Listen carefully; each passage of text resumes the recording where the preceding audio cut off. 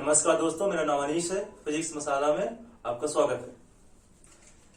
तो पिछली वीडियो हमने इलेक्ट्रिक चार्ज के बारे में देखा था और हमने कहा था जो इलेक्ट्रॉन है, इलेक्ट्रॉन निगेटिवली चार्ज होता है, प्रोटॉन होता है पॉजिटिवली चार्ज होता है, और जो न्यूट्रॉन था न्यूट्रल था। अब देखो, जिस प्रॉपर्टी की वजह से ये एक दूसरे को अट्रैक्ट कर रहे थे, रिपेल कर रहे थे, उस प्रॉपर्टी को हमने चार्ज बोला था। और जिस फोर्स ऑफ अट्रैक्शन रिपल्सन से ये अट्रैक्ट रिपेल कर रहे थे, उसको हमने इलेक्ट्रिक फोर्स बोला था।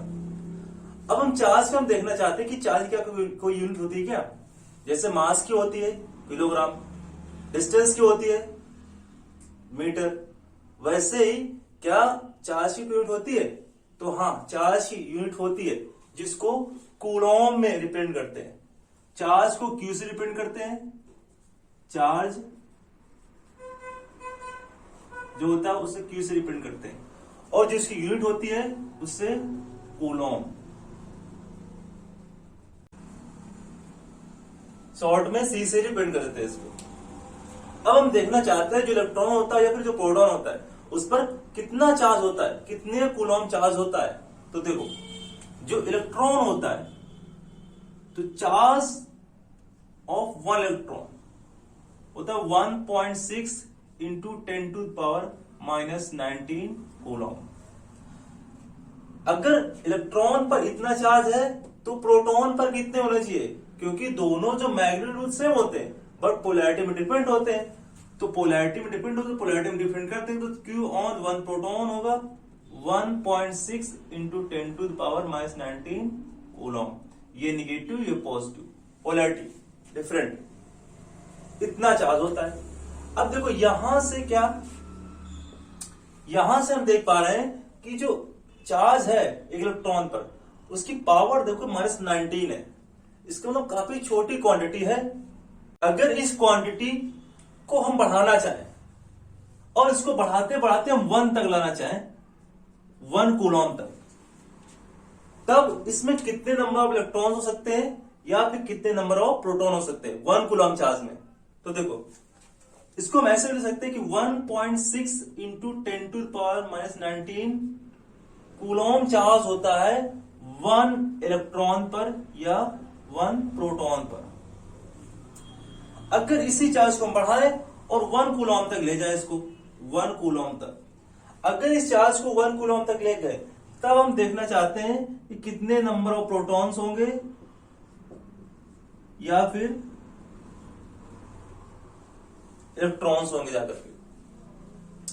तो इसको क्रॉस मल्टीप्लाई कहा लेते हैं, इसको क्रॉस मल्टीप्लाई कहा लेते हैं। अगर इसको क्रॉस मल्टीप्लाई कहते हैं तो यहां नंबर ऑफ इलेक्ट्रॉन्स और प्रोटॉन्स आ जाएंगे 1 पॉइंट क्रॉस मल्टी 1 इलेक्ट्रॉन और proton into 1 Coulomb upon 1.6 into 10⁻⁻19 Coulomb. Coulomb से कूलॉम गया। अब जो भी यहां पर आएगा जाकर के नंबर ऑफ इलेक्ट्रॉन्स आएंगे, नंबर ऑफ प्रोटॉन्स आएंगे। तो ये जो क्वांटिटी आती है सॉल्व करने से होती है 6.25 इंटू 10⁻18 इलेक्ट्रॉन्स और प्रोटॉन्स। अब इस क्वांटिटी को देखते हैं। ये क्वांटिटी देखो कितनी बड़ी है, पावर +18 है। इट मीन्स काफी लार्ज क्वांटिटी है। तो 1 कूलॉम जो चार्ज होता है उसमें इतने इलेक्ट्रॉन्स होते हैं 6.25 into 10⁻18 electrons in 1 Coulomb charge. अगर इतने इलेक्ट्रॉन्स हैं, इसका मतलब जो 1 कूलॉम चार्ज है ये भी काफी बड़ी क्वांटिटी, काफी लार्ज क्वांटिटी है। इलेक्ट्रोस्टैटिक में, इलेक्ट्रोमैग्नेटिज्म में चार्जेस ज्यादातर जब देखते हैं वो माइक्रो कूलॉम में देखते हैं, माइक्रो कूलॉम में चार्ज देखते हैं। और जो 1 माइक्रो कूलॉम चार्ज होता है वो होता है, उसमें होते हैं 10⁻6 कूलॉम चार्जेस।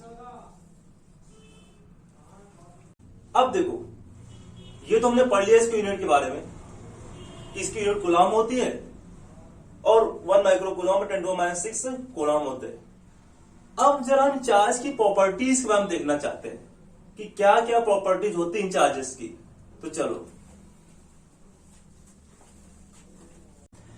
इलेक्ट्रिक चार्ज की प्रॉपर्टीज तो काफी सारी होती है, लेकिन कुछ प्रॉपर्टीज हैं जो काफी इंपॉर्टेंट है और वो फंडामेंटल प्रॉपर्टीज भी हैं।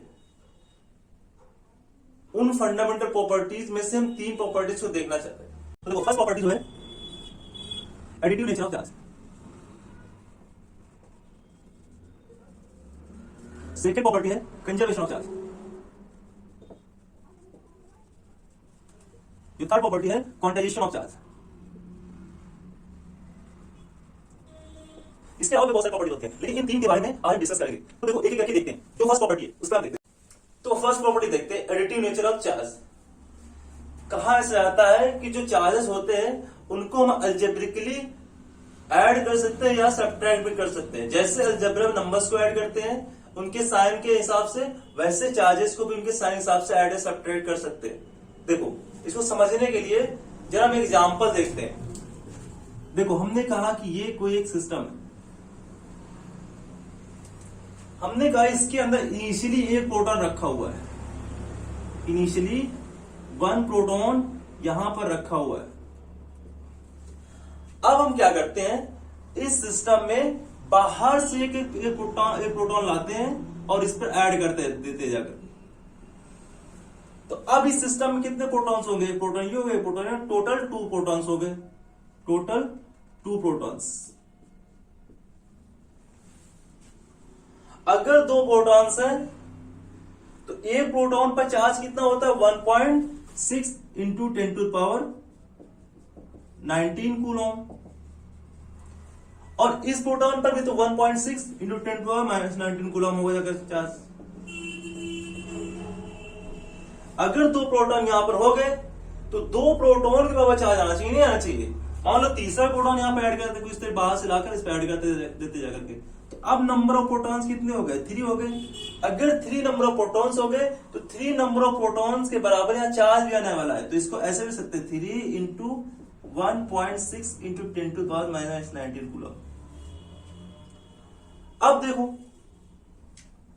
अगर मान लो यहां पर 3 प्रोटॉन है, इसी सिस्टम को आगे ले जाते हैं हम। अब हम कहते हैं कि इस सिस्टम से हमने एक प्रोटॉन को बाहर निकाल दिया, कुछ इस तरीके से बाहर निकाल दिया सिस्टम से। तो अब कितने प्रोटॉन्स यहां बचे होंगे जाकर के? 2 प्रोटॉन्स बचे होंगे जाकर के, 2 प्रोटॉन्स बचे होंगे जाकर के। अगर 2 प्रोटॉन बचे हुए हैं तो यहां पर चार्ज कितना बच जाएगा? चार्ज यहां बच जाएगा 2 प्रोटॉन्स के बराबर, means 2 into 1.6 into 10 to the power -19 coulomb. अब मान लो इस प्रोटॉन को भी हटा देते हैं यहां से, तो यहां पर ओनली एक ही प्रोटॉन बचे, इसको बाहर निकाल देते हैं तो यहां पर एक ही प्रोटॉन बचने वाला है। तो अब एक प्रोटॉन बचा हुआ है तो एक प्रोटॉन के बराबर चार्ज भी आने वाला है करते इसमें, तो 1.6 into 10 to the power -19 coulomb. हम यहां से देख पा रहे हैं कि अगर हम पार्टिकल्स को ऐड कर रहे हैं तो इनके चार्जेस भी ऐड हो जा रहे हैं जाकर। अगर पॉजिटिव सेम चार्जेस हैं तो ऐड हो जा रहे हैं जाकर के। अब हमने क्या किया, यहां से प्रोटॉन को हटा भी दिया। अगर यहां से प्रोटॉन को हटाया तो यहां से देखो चार्ज भी रिमूव होते चले जा रहे हैं, मतलब चार्ज सब्ट्रैक्ट होते चले जा रहे हैं जाकर के। अगर मान लो थोड़ा इसको और दूसरे तरीके से देख ले, सपोज यहां पर 3 प्रोटॉन थे इनिशियली। अब हमने क्या किया, इस सिस्टम में हमने एक इलेक्ट्रॉन बाहर से लाकर डाल दिया जाकर के, ये इलेक्ट्रॉन में डाल दिया।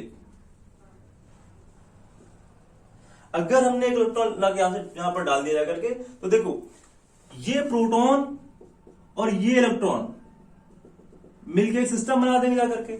और जितना प्रोटॉन के पास चार्ज होता है उतना इलेक्ट्रॉन के पास भी होता है, लेकिन पोलैरिटी में तो डिफरेंट होते हैं। अगर पोलैरिटी में डिफरेंट होते हैं तो एक दूसरे के इफेक्ट को न्यूट्रलाइज कर देंगे जाकर के, मतलब इन पर इस सिस्टम में कितना 0 चार्ज होने वाला है जाकर के। तो अब इस ओवरऑल सिस्टम कितना बचा? 2 प्रोटॉन का चार्ज बचा, 2 into 1.6 into 10 to power -19 coulomb. अब मान लो एक और इलेक्ट्रॉन मिला के यहां पर डाल दिया जाकर के इस तरीके से, तो देखो ये प्रोटॉन भी ले लेगा जाकर के और सिस्टम को न्यूट्रलाइज कर देगा, इलेक्ट्रॉन प्रोटॉन सिस्टम न्यूट्रलाइज कर देगा। तो यहां पर अब देखें तो एक प्रोटॉन के बराबर चार्ज होने वाला जाकर के 1.6 इंटू 10 टू पावर -19 कूलम। तो देखो इस तरीके से चार्ज सब्ट्रैक्ट होते जा रहे हैं और यहां पे चार्जेस ऐड भी होते जा रहे थे जाकर के। अब इसकी जो दूसरी प्रॉपर्टी है वो है कंजर्वेशन ऑफ चार्ज। कहा ऐसा जाता है कि चार्ज जो है आइसोलेटेड सिस्टम के लिए कंजर्व होता है। आइसोलेटेड सिस्टम क्या होता है? तो देखो आइसोलेटेड सिस्टम होता है उसका मतलब होता है सिस्टम, कोई भी सिस्टम हो वो कंप्लीटली क्लोज्ड हो।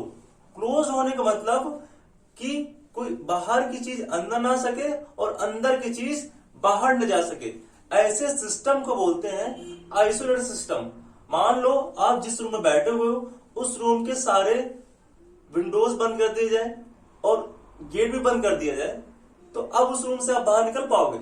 अगर आप बाहर नहीं निकल पा रहे हो तो इसका मतलब आपके लिए जो रूम है वो आइसोलेटेड है, आपके लिए आइसोलेशन का काम कर रहा है।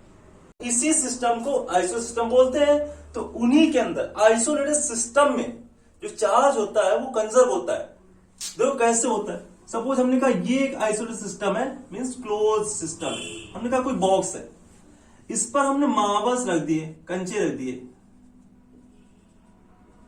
4 5 6, हमने 6 मार्बल्स रख दिए यहां पर। अब हमने क्या किया कि इस बॉक्स को हमने खूब हिलाया डुलाया, सो खूब घुमाया। अगर इसको घुमाएंगे इधर उधर तो हो सकता है जो मार्बल्स हो आपस में कोलिजन हो, टक्कर हो।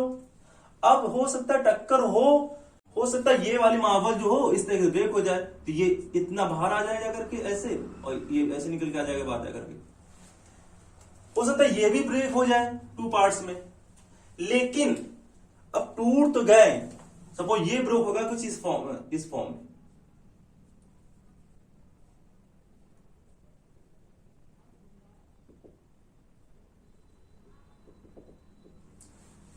लेकिन अगर हम देखें कि भाई ये टूट तो गए, लेकिन अगर यहां पर देखें अभी भी जो मार्बल्स, नंबर ऑफ मार्बल्स मिलेंगे आपको, अगर ऐड कर दो दोनों को, ये दोनों पार्ट्स को ऐड कर दो तो अभी भी नंबर ऑफ मार्बल्स आपको 6 ही मिलने वाली है जाकर के। वो कहीं बाहर नहीं चले, इस बॉक्स से बाहर नहीं चले जाएंगे जाकर के। तो ऐसे सिस्टम्स को बोलते हैं आइसोलेटेड सिस्टम। और इसे आइसोलेटेड सिस्टम के अंदर चार्जेस जो होते हैं कंजर्व होते हैं। तो अब देखो इसी को हम चार्जेस पर भी अप्लाई करके देख लेते हैं। हमने कहा कि ये कोई एक सिस्टम है, क्लोज सिस्टम है, मींस आइसोलेटेड सिस्टम है। इसके अंदर 2 बॉडीज रखी हुई हैं, ये इस तरीके से। हमने कहा फर्स्ट जो बॉडी है उस पर हमने कहा +3 माइक्रो कूलॉम चार्ज है, जो सेकेंड बॉडी हमने कहा उसमें 5 माइक्रो कूलॉम चार्ज है। अब हमने क्या किया, इस बॉक्स को, इस सिस्टम को हमने हिलाया डुलाया। जब इसको हिलाएंगे डुलाएंगे जाकर तो जो इसके अंदर बॉडीज होंगी आपस में कोलिजन होगी, कोलिजन होने से फ्रिक्शन आएगा, फ्रिक्शन की वजह से इन पे चार्जेस में ट्रांसफर हो जाएगा। और ट्रांसफर होने के बाद जो चार्जेस बचे वो इस फर्स्ट वाली बॉडी में बचा। हमने कहा इसमें आ गया चार्ज, हमने कहा 4 माइक्रोकूलम इस पर चार्जेस आ गए। तो इस बॉडी पे कितना आने वाला है चार्जेस? ये सिस्टम आइसोलेटेड है।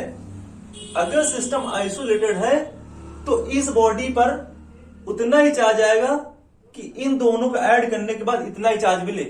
इनिशियली इसमें कितना चार्ज था? इनिशियली इसमें 8 माइक्रोकूलम प्लस चार्ज था। तो अभी भी इस सिस्टम में हिलाने के बाद भी इन बॉडीज पर जो टोटल चार्ज बचेगा वो 8 माइक्रोकूलम ही चार्ज बचने वाला जाएगा। तो अगर इसमें 4 आ गया तो इसमें +4 माइक्रोकूलम चार्ज होने वाला जाएगा। मतलब इस बॉडी पे 1 माइक्रोकूलम आ गया, उस पर उससे कम हो जाकर के। लेकिन अभी भी देखो फाइनली भी +8 माइक्रोकूलम चार्ज बचने वाला है, क्योंकि सिस्टम जो है वो आइसोलेटेड सिस्टम है। तो इसी वजह से कहा जाता है कि आइसोलेटेड सिस्टम के लिए चार्जेस हमेशा कंजर्व होते हैं। वो ना तो डिस्ट्रॉय हो सकते हैं और ना तो उनको क्रिएट कर सकते हो। लेकिन देखो ये जो हमने सेंटेंस बोला, ना तो डिस्ट्रॉय किया जा सकता है ना क्रिएट किया जा सकता है, ये अपने आप में सेंटेंस कंप्लीटली सही नहीं है। आप चार्जेस को डिस्ट्रॉय भी कर सकते हो और क्रिएट भी कर सकते हो। जैसे जब बीटा डीके होता है तो वहां पर न्यूक्लियस के अंदर न्यूट्रॉन एक प्रोटॉन में कन्वर्ट होता है जाकर के, तो चार्ज का क्रिएशन तो हुआ। प्रोटॉन अगर वहां पर क्रिएट हुआ, बना, तो चार्ज क्रिएशन हुआ, पॉजिटिव चार्ज बना। लेकिन एट द सेम टाइम उसी समय एक इलेक्ट्रॉन वहां बनता जाकर के। अगर वहां पर एक इलेक्ट्रॉन बना तो इलेक्ट्रॉन पर नेगेटिव चार्ज होता है और प्रोटॉन पर पॉजिटिव चार्ज होता है। तो अगर आप ओवरऑल सिस्टम की बात करेंगे जाकर के, तो ओवरऑल सिस्टम में पॉजिटिव नेगेटिव न्यूट्रलाइज कर दिया, मतलब कोई चार्ज बना ही नहीं। लेकिन इंडिविजुअली देखो तो वहां प्रोटॉन बना था और इलेक्ट्रॉन बना था जाकर के। ऐसे स्पेस, मान लो किसी स्पेस में ये कोई पॉइंट है, यहां से सपोज हमने कहा एक पॉजिटिव चार्ज निकला, तो एट द सेम टाइम यहां से निगेटिव चार्ज निकलने वाला है जाकर के।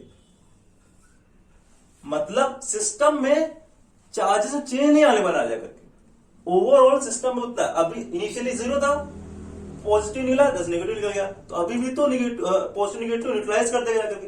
मान लो ये बाहर यूनिवर्स में चला जाए, तो यूनिवर्स का भी तो कांस्टेंट रहता है चार्ज। तो अगर पॉजिटिव इंक्रीमेंट हुआ तो निगेटिव इंक्रीमेंट हो जाएगा, तो जितना पॉजिटिव उतना निगेटिव, ओवरऑल न्यूट्रल। ओवरऑल जितना था पहले उतना ही बचेगा। तो इस तरीके से तो देखो, इसकी तीसरी प्रॉपर्टी है क्वांटाइजेशन ऑफ चार्ज है। कहा ऐसे आता है चार्ज है क्वांटाइज्ड है। देखो, इसको समझने से पहले हमें कुछ बेसिक समझनी पड़ेगी जाकर, तभी क्वांटाइजेशन मतलब समझ में आएगा जाकर के। देखो, हम लोग जानते हैं कोई भी एटम हो, अगर एटम कोई आयनाइज होता है, आयनाइज होने का मतलब उस पर या तो पॉजिटिव चार्ज होंगे या फिर नेगेटिव चार्ज होंगे। तो अगर कोई सिस्टम आयनाइज होता है, मींस अगर ये तो पॉजिटिव चार्ज आता है या फिर नेगेटिव चार्ज आता है, तो इसका मतलब ये होता है कि या तो सिस्टम ने इलेक्ट्रॉन को खोया हुआ है या तो सिस्टम के पास इलेक्ट्रॉन्स आए हुए जाकर। ये तो सब लोग समझते हैं। जैसे मान लो ये कोई एक सिस्टम, ये एटम हो गया, ये हो गया एटम, इससे इलेक्ट्रॉन बाहर निकल गए जाकर के और किसी बी वाले एटम पर इलेक्ट्रॉन चले गए जाकर के। तो मान लो यहां से 1 इलेक्ट्रॉन निकला, तो यहां पर इलेक्ट्रॉन ऐड हो जाएगा जाकर के। तो 1 इलेक्ट्रॉन यहां से निकला, इसका मतलब इस पर 1 पॉजिटिव चार्ज आने वाला है जाकर के, और यहां पर 1 इलेक्ट्रॉन ऐड हो गया जाकर के, इसका मतलब यहां पर 1 निगेटिव चार्ज आने वाला, 1 इलेक्ट्रॉन के बराबर चार्ज आने वाला है जाकर के। यहां 1 प्रोटॉन के बराबर चार्ज आने वाला है, यहां 1 इलेक्ट्रॉन के बराबर चार्ज आने वाला है जाकर के। अगर यहां पर 1 प्रोटॉन के बराबर आने वाला है या फिर यहां पर 1 इलेक्ट्रॉन के बराबर आने वाला है, तो इसका मतलब ट्रांसफर किसका हो रहा है? इलेक्ट्रॉन का ही हो रहा है। ट्रांसफर इलेक्ट्रॉन का ही हो रहा है जाकर के। और क्या इसके अलावा किसी ट्रांसफर हो रहा है? तो जब भी किसी बॉडी में चार्ज आता है, तो इसका मतलब यह होता है कि या तो उस बॉडी ने इलेक्ट्रॉन लिया होगा या फिर इलेक्ट्रॉन दिया हो जाकर के। इन्हीं इलेक्ट्रॉन्स का ही ट्रांसफर होता है, और यही जो इलेक्ट्रॉन्स होते हैं ये चार्ज के लिए रिस्पॉन्सिबल होते हैं, ट्रांसफर के लिए चार्ज के रिस्पॉन्सिबल होते हैं। और यही जो इलेक्ट्रॉन्स होते हैं मिनिमम चार्ज होता है, मिनिमम चार्ज ट्रांसफर इलेक्ट्रॉन का ही बराबर का होता है जाकर के। इससे कम चार्ज ट्रांसफर नहीं हो सकता जाकर के। तो अगर मान लो कि इस बॉडी ने सपोज 2 इलेक्ट्रॉन दे दिए, तो इस पर 2 पॉजिटिव चार्ज आने वाला है, 2 इलेक्ट्रॉन के बाद पॉजिटिव चार्ज आने वाला है, या फिर इसे बोल सकते हैं 2 प्रोटॉन के बराबर चार्ज आने वाला है जाकर के। और इसने 2 इलेक्ट्रॉन ले लिए, तो इस पर 2 इलेक्ट्रॉन के बराबर निगेटिव चार्ज आने वाला है, या फिर ऐसे बोल सकते हो कि 2 इलेक्ट्रॉन के बराबर चार्ज आने वाला है। और इलेक्ट्रॉन का चार्ज होता है -1.6 × 10⁻19 कूलम, इसका प्रोटॉन का होता है +1.6 × 10⁻19 कूलम। तो इलेक्ट्रॉन का ही ट्रांसफर होने वाला है हर जगह। मतलब अब देखो, अगर इलेक्ट्रॉन का ट्रांसफर होने वाला है जाकर के, तो इलेक्ट्रॉन क्या है? इंडिविजुअल एक पार्टिकल है, इंडिविजुअल एक पार्टिकल है। कहीं इलेक्ट्रॉन ऐसा कभी ट्रांसफर नहीं होगा कि हाफ इलेक्ट्रॉन हो जाए या 3/2 इलेक्ट्रॉन हो जाए, 5/2 इलेक्ट्रॉन, ऐसा कभी नहीं हो सकते। या तो इलेक्ट्रॉन एक ट्रांसफर होगा, या तो 2 ट्रांसफर होंगे, या 3 ट्रांसफर होंगे, ऐसे ऐसे एंड इलेक्ट्रॉन ट्रांसफर हो सकते हैं। लेकिन कभी हाफ इलेक्ट्रॉन या 1.5 या 2.5 ऐसे इलेक्ट्रॉन्स कभी ट्रांसफर होने वाला है जाकर के। तो इलेक्ट्रॉन ही ट्रांसफर करते हैं चार्जेस को। तो अगर इलेक्ट्रॉन ट्रांसफर करें चार्जेस को, इसका मतलब अगर चार्ज ट्रांसफर हो रहा है, या तो 1 इलेक्ट्रॉन के बराबर होगा, या तो 2 इलेक्ट्रॉन के बराबर होगा, या 3 इलेक्ट्रॉन के बराबर होगा। प्रोटॉन भी हो सकता है, 1 प्रोटॉन 2 प्रोटॉन 3 प्रोटॉन के बराबर हो सकता है। लेकिन देखो, हो तो हमेशा नंबर से फॉर्म में रहा है, या तो 1 आएगा, या 2 आएगा, या 3 आएगा, तो 4 आएगा जाकर के। इस तरीके से चार्जेस का ट्रांसफर होने जाकर के। अगर इस तरीके चार्ज ट्रांसफर होने जाता है, तो इसको मैसेज लिख सकते हैं कि चार्ज है वो ट्रांसफर होता है इंटीग्रल मल्टीपल ऑफ इलेक्ट्रॉन के चार्ज के बराबर। Integral multiple of electrons charge, ये इलेक्ट्रॉन चार्ज होगा, ये n होगा number of electrons, number of electrons. तो n की वैल्यू 1 भी हो सकती है पॉजिटिव की, और निगेटिव भी हो सकती है। अगर पॉजिटिव चार्ज हो रहा है तो पॉजिटिव, इसकी वैल्यू +-2 भी हो सकती है, इसकी +-3 भी हो सकती है, +-4 भी हो सकती है, ऐसे डॉट डॉट हो जाएगा जाकर। तो देखो क्यों इस तरह का ट्रांसफर हो रहा है जाकर के, तो इसी को हम बोलते हैं चार्ज है वो क्वांटाइज्ड है। क्वांटाइज्ड होने का मतलब ये डिस्क्रीट फॉर्म में जाकर के टूट टूट कर है, लगातार नहीं, 1 के बाद 1.1 नहीं आया, 1.1 के बाद हमेशा 2 आया, 3 आया, कुछ पर्टिकुलर नंबर से आ रहे जाकर के। तो इस तरीके से चार्ज डिस्क्रीट फॉर्म में, असतत फॉर्म में जाता जाकर के। इसी फिनोमेना को बोलते हैं क्वांटाइजेशन ऑफ चार्ज, मतलब चार्ज जो है वो क्वांटाइज्ड है। देखो अगर हमने कहा कि हमेशा इलेक्ट्रॉन ट्रांसफर हो जाकर के, तो या तो 1 इलेक्ट्रॉन का चार्ज आएगा, तो 2 इलेक्ट्रॉन या 3 इलेक्ट्रॉन या 4 इलेक्ट्रॉन। मतलब ये भी तो कह सकते हैं कि जो मिनिमम पॉसिबल चार्ज है 1 इलेक्ट्रॉन के बराबर चार्ज है, जो 1 इलेक्ट्रॉन है वही पॉसिबल चार्ज है। लेकिन ऐसा नहीं है, इससे छोटे भी चार्ज होते हैं, इससे छोटे भी चार्ज होते हैं, वो चार्जेस होते हैं क्वार्क्स। देखो एक होता है अप क्वार्क और दूसरा जो होता है डाउन क्वार्क। जो अप क्वार्क होता है उसमें +2/3 ऑफ इलेक्ट्रॉन्स के चार्ज के बराबर चार्ज होता है, और जो डाउन क्वार्क होता है उसमें माइनस होता है 1/3 ऑफ इलेक्ट्रॉन्स चार्ज। अब देखो जो प्रोटॉन होता है, प्रोटॉन मिलकर बना होता है 2 अप क्वार्क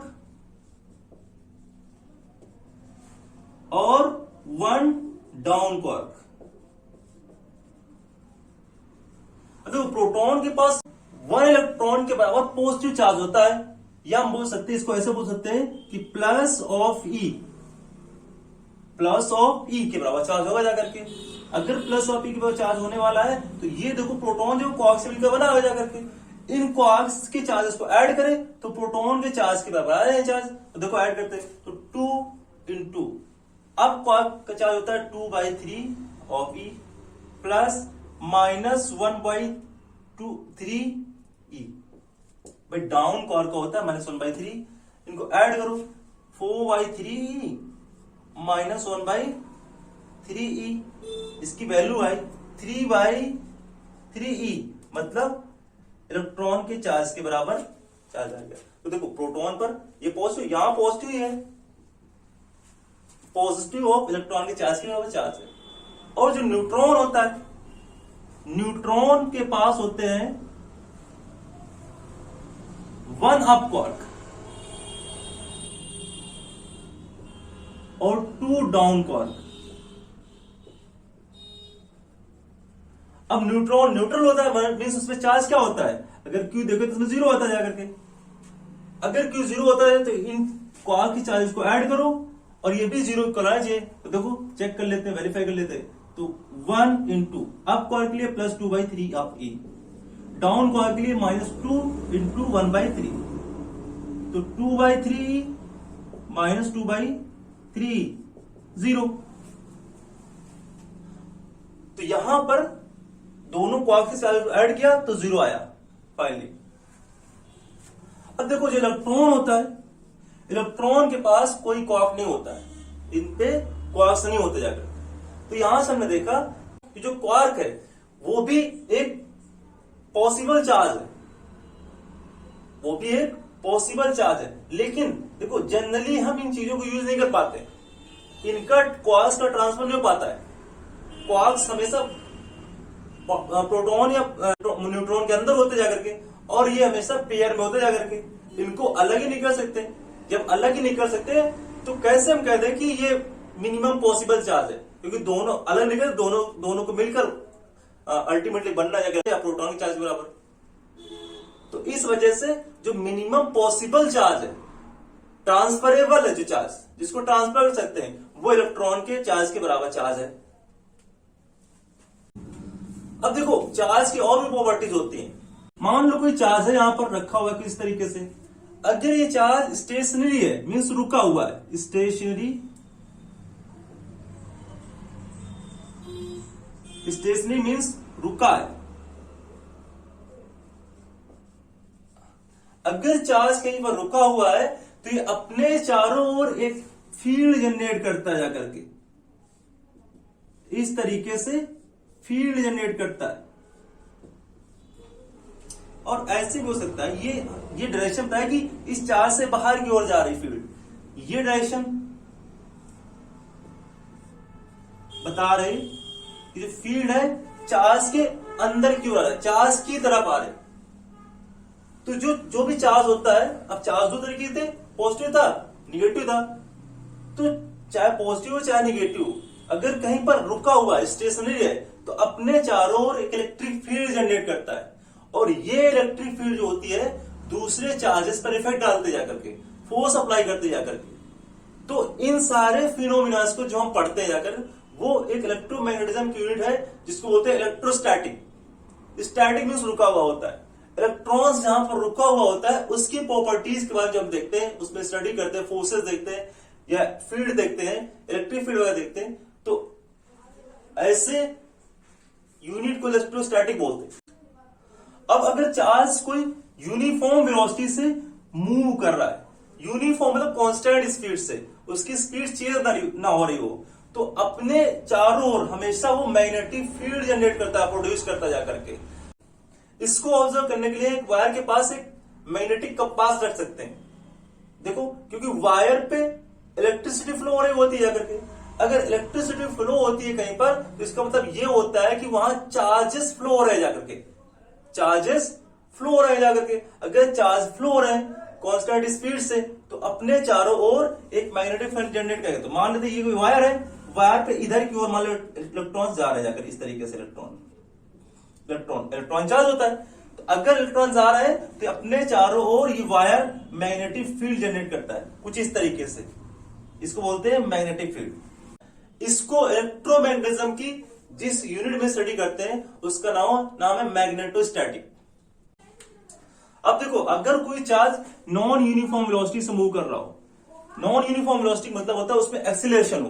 तो अगर किसी चार्ज पे एक्सीलरेशन होता है तो वो चार्ज जो होता है वो एक इलेक्ट्रोमैग्नेटिक वेव जनरेट करता है जाकर के। इलेक्ट्रोमैग्नेटिक वेव का मतलब एक उसमें इलेक्ट्रिक फील्ड होगी जाकर इस तरीके से, और दूसरी मैग्नेटिक फील्ड होगी इस तरीके से, कुछ होगी जाकर के इस तरीके से,